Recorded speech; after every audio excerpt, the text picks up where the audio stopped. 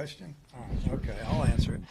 I thought Zach Root did a great job. He had his curveball tonight, obviously. I mean, I think at one hitter he threw it 3 times in a row, all in the zone, and fastball was good, low 90s, got up to the mid 90s when he wanted to or needed to, and spotting it up pretty good, busting it in on the right-handers. Didn't get some calls, probably just a ball in or something, but a lot of good misses, and just kind of kept him off balance. They went up there and they were aggressive early. Obviously, they swung at the first pitch of the game. Ball was hit decent to right field, line drive, and you could tell that their plan was to attack and not let him get ahead of them. And I thought he countered by mixing his pitches and keeping him off balance, like I said. And on the offensive end, I thought it was pretty relentless, just fouling off pitch after pitch, especially in the third inning. And got Stone's pitch count up big time. I think he threw in the 70s, 3 innings, 70-some pitches, so they pulled him. And really good job up and down the lineup. Everybody contributed. I'm not sure I've ever seen this before, where Kozel and Davelin, they were up almost to lead off almost every inning for you guys, and usually they got on base for you. Can you just speak to what they were able to do to set up some of those innings? Yeah, just great job of setting the table, getting on base, scoring runs. I mean, Charles scored 3 runs, and Kozel scored 2, and he laid down a perfect and left on left. We call that a drag bunt when you bring it with you. Split those 2, and got us rolling. Those guys have been swinging the bat well, obviously, but up and down the lineup, it's been going pretty good. And it was good to see, Cahillo hit the ball hard a couple of times tonight. We just need to get Iredale going. We need to get him back rolling. Maxwell's hit more home runs this year than he did, I think, his entire career before coming to you. What's been the difference for him from a power standpoint?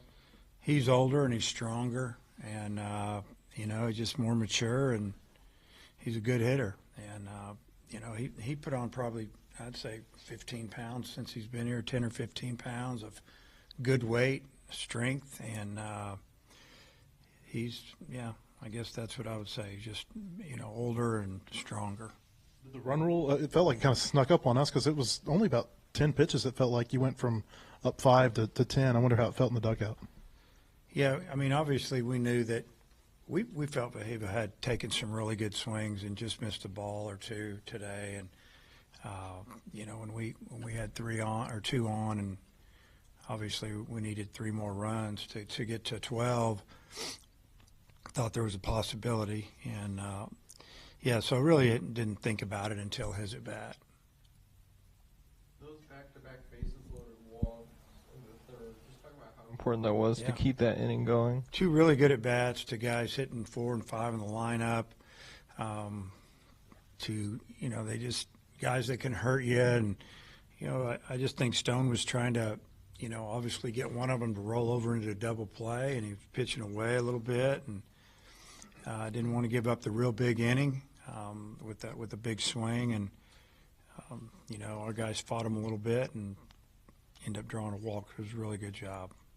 And then I guess Petrie had that first inning double, but not much the rest of the night. Just what's it like when you're dealing with a hitter that has that much talent and MLB prospect? Well, we've been watching him for this is the 3rd year now. I watched him a little bit in the Cape this summer. He's strong. He's got power. He can hit for an average. It's a tough out, and the key is keeping people off the bases in front of him. And I thought Zach did a good job with that, and he just was able to attack more and threw a couple of nice change-ups, got a fly ball and a pop-up, and just really good job. What did Maxwell show you hitting a home run after, I think, getting hit by a pretty painful hit by pitch time before? Yeah, he got hit in the kneecap, pretty sore. I think it was probably the 3rd or 4th pitch of the at-bat. He got him a fastball, and he didn't miss it. And, it was good to see left on left, him just stay right to it. He's a good hitter. We've got some left-handed hitters that hit lefties pretty good.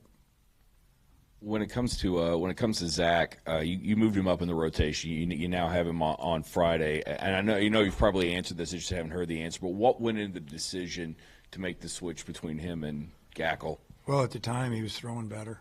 You know, he didn't have a great last outing last Friday. Tonight's was a lot better because he commanded everything. But you know, Gage is extremely talented, but he wasn't, you know, having a lot of success. We just felt like we should flip it. Also, when it comes to Zach, I mean, great performance tonight. Had you guys not gotten the run roll, would he have gone back out for one more inning, or, No, he or was that done. at that point? He was done. Yeah, we were done with that. Was going to be it. Justin Thomas gave you a couple of hard hit balls from the 9-hole. Did you see anything beforehand that maybe gave you an indication he would have that kind of night? You know, I mean, he hits left-handed pitching pretty good. Plays great defense. He's one of our best base runners. He brings a lot to the table. It was really great to see him hit. You know, the first hit was a big hit, you know, because we didn't get the run in, and with one out, now there's 2 outs, and he got the big 2-out single that gave us the 1-0 lead there in the bottom of the second, and then, you know, that double there in the bottom of the 7th was a breaking ball, and he hit it extremely hard, and was really good at bat. Just one pitch, but he knew it looked like he knew what he was looking for, and he got it. On the SEC's availability report last night, both of them listed as probable. I know they're both on the roster, but Parker Coyle and Rocco Pepe, is there any injury going on with the two of them? Yeah, that's why. Yeah, that is. No, I don't have to say anything. Yeah, probable. That means watch out. Here they come.